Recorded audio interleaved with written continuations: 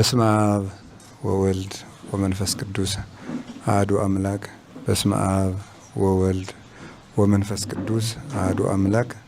በስመ አብ ወወልድ ወመንፈስ ቅዱስ አሐዱ አምላክ። ይትባረክ እግዚአብሔር አምላክ አበዊነ ቅዱሳን ዘሰብሐ ምህረቶ በላዕሌነ።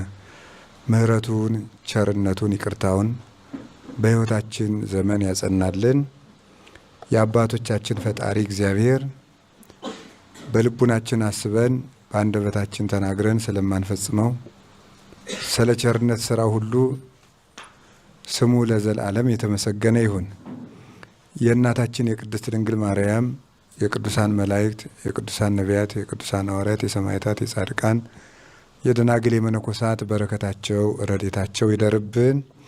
የተከበራችሁ አባቶቻችን ካህናት፣ ወንድሞቻችን ዲያቆናት፣ ደቀ መዛሙርት፣ የተከበራችሁ አባቶቻችን መነኮሳት፣ እናቶቻችን መነኮሳያት፣ የእግዚአብሔር ቤተሰቦች በአንድነት አንድ አምላክ በሚሆን በአብ በወልድ በመንፈስ ቅዱስ ስም እንደምን ዋላችሁ? እንደምን ሰነበታችሁ? እንደምን አላችሁ? ቸርነት ገንዘቡ የሆነ አምላካችን ለዚህ ቀን ስላደረሰን ስሙ ለዘላለም የተመሰገነ ይሁን። ለዛሬው ሳምንት ደግሞ እግዚአብሔር ፈቅዶ ወዶ ሁላችሁንም እንኳን በሰላም አደረሳችሁ። ዛሬ ቀኑን እግዚአብሔር ረድቶ በረከቱን ሰጥቶን በቸርነቱ አከናውኖልን እንድንማር ደግሞ ፈቃዱ ይሆንልን። እንደ እግዚአብሔር ፈቃድ ዛሬ የምንማማረው የንግግር አውድ በሚል ርዕስ ነው የምንነጋገረውና ስለ ንግግር ነው የምንማረው ማለት ነው። ዛሬ የንግግር አውድ በሚል ርዕስ ስለ ንግግር ወይም ስለ መናገር እንማማራለን ማለት ነው። ስለ ንግግር ነው የምንማማረው ብለናል። ይህንን መማር የሚያስፈልግበት በጣም ብዙ ምክንያት አለ። ንግግር በጣም መሰረታዊ ነገር ነው። እንደምታውቁት በጣም መሰረታዊ ነገር ነው ለሁላችንም፣ ለዚህ ዘመንም ማለት ነው።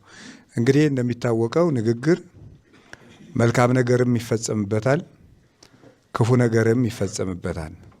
በዓለም ላይ በንግግር ትልልቅ ነገሮች ተደርገውበታል። ዓለም በንግግር ተፈጥሯል። ንግግር ዓለምን ፈጥሯል። ዓለምን በንግግር ይጠፋል። ለይኩን ብሎ የፈጠረውን ዓለም እግዚአብሔር ለይኩን ብሎ ያሳልፈዋል። ስለዚህ ንግግር ዓለምን ይፈጥራል። ንግግር ዓለምን ያጠፋል። ከእግዚአብሔር አንጻር እንኳን ሲታይ እግዚአብሔር በቃሉ ይህንን ዓለም ፈጥሮታል። እግዚአብሔር በቃሉ ይህንን ዓለም ያሳልፈዋል። መጀመሪያ ያሉ ፍጥረታትን በሐልዮ በማሰብ የፈጠራቸው አሉ፣ በንግግር የፈጠራቸው አሉ። ለይኩን ብርሃን ብሎ ብርሃንን ከብርሃን ጀምሮ እስከ ዕለተ ዓርብ የመጨረሻው ፍጥረት ያለውን ፍጥረታት የፈጠረው በንግግር ነው። ብርሃን ይሁን አለ፣ ብርሃን ሆነ። ለይትጋባ ማይ ውስተ ምድላድሁ ብሎ ውሃውን ሰብስቦ ጠፈር ይሁን አለ፣ ጠፈር ሆነ። ለታብቁል ምድር ብሎ ተናገረ፣ በቃሉ ምድር አዝሪትን አትክልትን አበቀለች። ለአብርሁ ብርሃናት አለ፣ በጠፈር ላይ ፀሐይ፣ ጨረቃ፣ ከዋክብት አበሩ። ለታውፅእ ባሕር ተሐዋስያነ ዘቦ መንፈሰ ሕይወት አለ፣ ባሕርም በቃሉ አዘዛት አወጣች፣ ምድርንም አዘዛት አወጣች። ስለዚህ ከአራቱ ባህርያት ከመላእክት ከጽልመት ከሰማያት እነዚህን ከመሳሰሉት በቀር ከሰኞ እስከ ዓርብ የተፈጠሩት ፍጥረታት የእሁዱን ብርሃን ጨምሮ የተፈጠሩት በእግዚአብሔር ቃል ነው። ስለምታዩት እንዲህ ብሎ የፈጠረውን እግዚአብሔር ሰማይና ምድርን በሙሉ በቃሉ የዘረጋውን በቃሉ ሰማይ ወምድር ይሃልፈው ቃለ የሰይ ይሃልፍ እንዳለ በማያልፍ ቃሉ ደግሞ የሚያልፈውን ፍጥረት እንዲሁ ያሳልፋቸዋል። በሱ ቃል ማለት ነው። ከድምፁ የተነሳ በደማቱ ወይም ደግሞ በደ ፍትሑ ሲዳስሳቸው ከቃሉ የተነሳ ምድርና ሰማያት ተነዋውጠው ተጠቅለው በማለፍ ይወሰናሉ ማለት ነው። ስለዚህ ንግግር ዓለምን ፈጥሯል። ንግግር ነው ሐሳብ ከእግዚአብሔር ያየነው ነገር በሰው ይሰራል። ሰው ተናግሮ አገር ይሰራል። ሰው ተናግሮ ሀገር ያጠፋል። ስለዚህ ንግግር የዚህን ያህል ዋጋ አለው። አገር አንድ ሰው አይደለም። ንግግር ዓለም ያጠፋል። ንግግር ዓለምን ያድናል። ስለዚህ ስለ ንግግር መማር አስፈላጊ ነው ማለት ነው። ስለ ንግግር መማር አስፈላጊ ነው። በመጽሐፍ ቅዱስም ንግግርን እንድናውቅ እንድንማር እግዚአብሔር አዝዞናል። በንግግር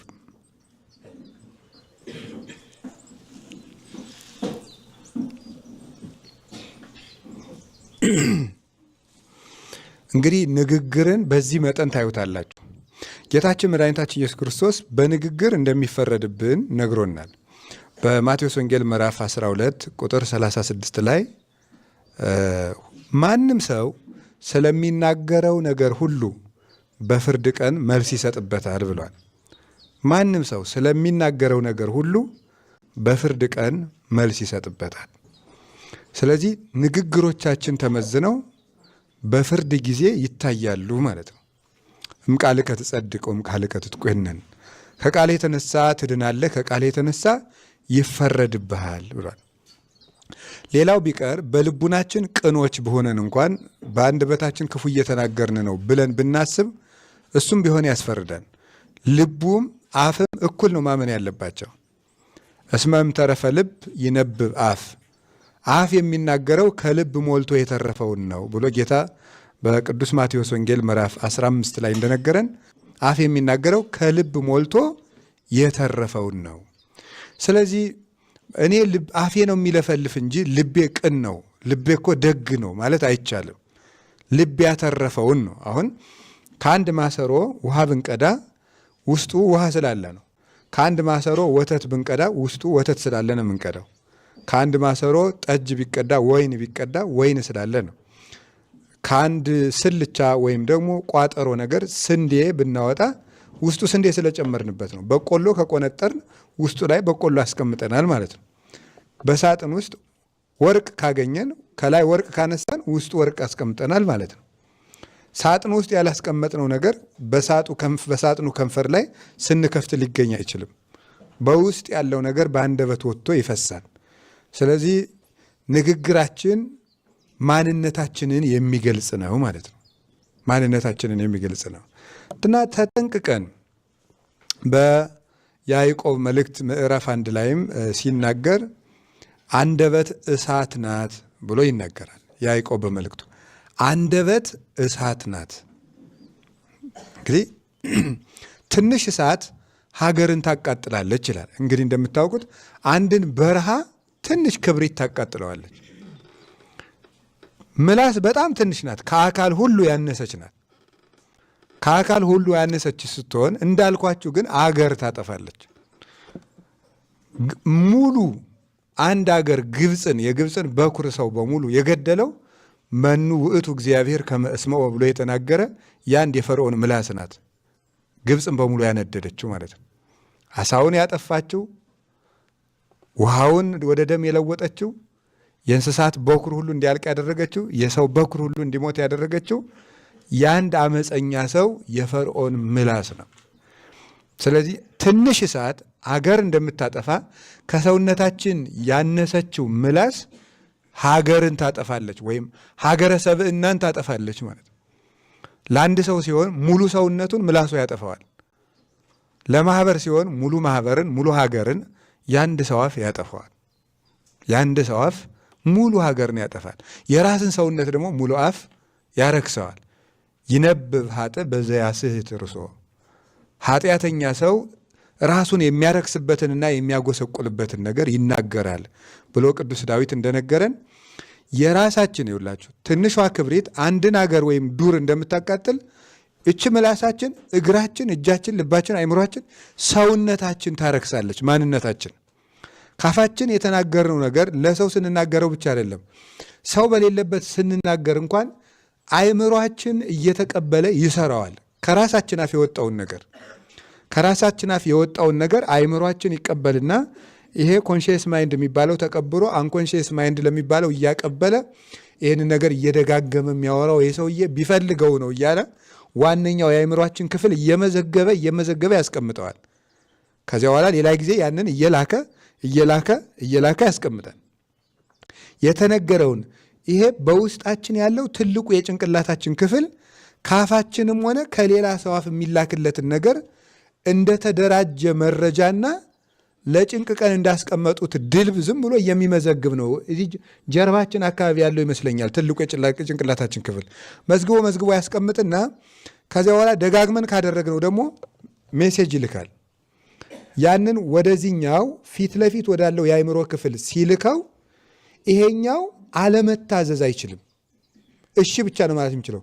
በዚህ ምክንያት የሰው ልጅ የማይወደውን ኃጢአት እየሰለቸ ይሰራዋል ማለት ነው። አልሰራም ይላል፣ ይወስናል፣ ይሰራዋል። አልሰራም ይላል፣ ይወስናል፣ ይሰራዋል። አልሰራም ይላል፣ ይወስናል፣ ይሰራዋል። ስለዚህ ካፍ የሚወጣውን ድረስ ለጆሮ ምግብ ነው። ጆሮ የተመገበውን አይምሮ ይመገበዋል። አይምሮ የተመገበውን ደግሞ ለሰውነታችን ትእዛዝ አድርጎ ያስተላልፍለታል ማለት ነው።